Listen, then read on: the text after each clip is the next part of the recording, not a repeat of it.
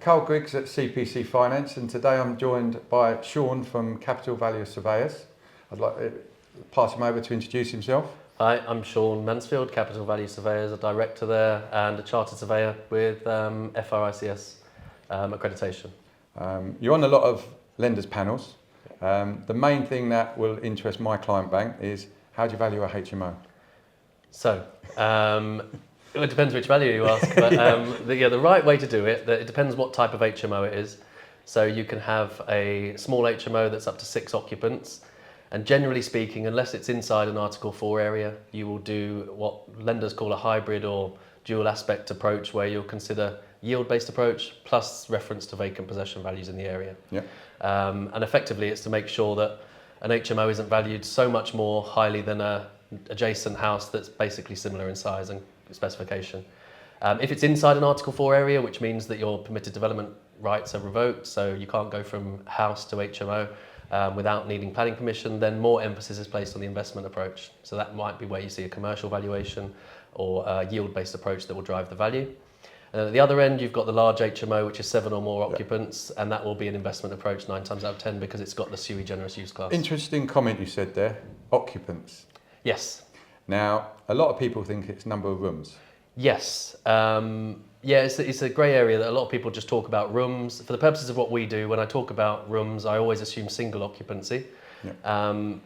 So for example, just to make it clear, you could have 6 rooms, but 8 occupants. Yeah, and this is the grey area, like I said, and it's a bit that's probably going to come out in the wash over the next 5 to 10 years, that often a licence on what people think is a small HMO might allow for 8 occupants, and in doing that, you're actively in breach of your planning use. And it's a common, well-known fact, planning don't speak to licensing.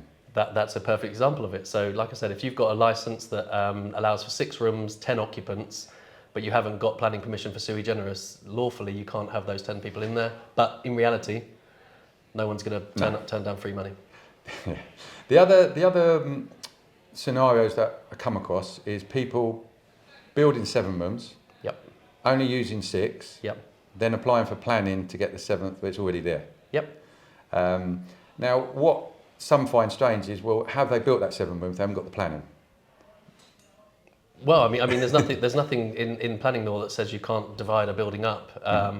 Say, for example, you could have 1 loft room or 2 loft rooms. If the planning permission specifically says that you can only have 1, fine, you have to build in accordance with those. If it's an existing loft that's got 2 rooms, and the easiest example to think of is if you already buy, say, a 5-bedroom house with 2 living rooms, in theory, you can occupy it as a 7-room HMO, but unless you've got the sui generis use class, you can't actually get it valued or consider it as a... So do you find that what happens is they ask you for the value as a 6 and the value as a 7 if they obtain the planning? Yeah, and often...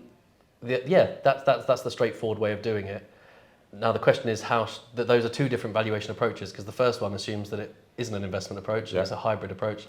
The second approach will be a straight investment. So the difference between those 2 numbers could be small, it could be big, depending on the location and the quality of the HMO.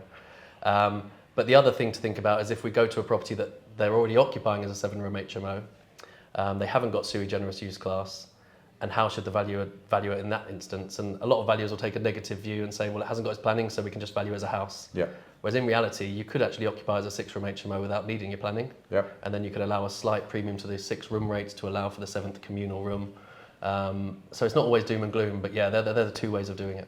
Well, one of the other things we do is, obviously, we deal with national. I know you deal with certain, mainly south, from Birmingham downwards. Birmingham and Bristol, Most common thing I'm asked when I'm on the phone, what yield do I use? So if the easiest examples would be sui generis and Article 4 small HMOs, and the yield will be dictated by HMO sales. The problem with that is that good HMOs don't sell, so the evidence we're relying on that in that respect is relatively weak. So if you're in and around London and the South East for a sui generis or Article 4 HMO, I would say somewhere in the 7 to 10% region is probably going to cover most of the South East. Now is that of net or gross rent? I would argue it should always be gross, because our comparables, unless we're very lucky, when we're looking for HMO comparables, we only know about the gross rent. We can't dive in and find out what the net rent is. So, but obviously then you can make your adjustments to arrive at the adjusted gross rent. But outside of Article 4, where you can just create these things without needing planning permission, then the yield might just be dictated by the relationship between value and rent, not necessarily the thing that gets you to the value. So that could be 5%, it could be 13%. And we're going to end it here because I think we could go on all day with the questions that we get asked. So if there any more information that you want to find out, contact us at CPC Finance and on all our social media outlets.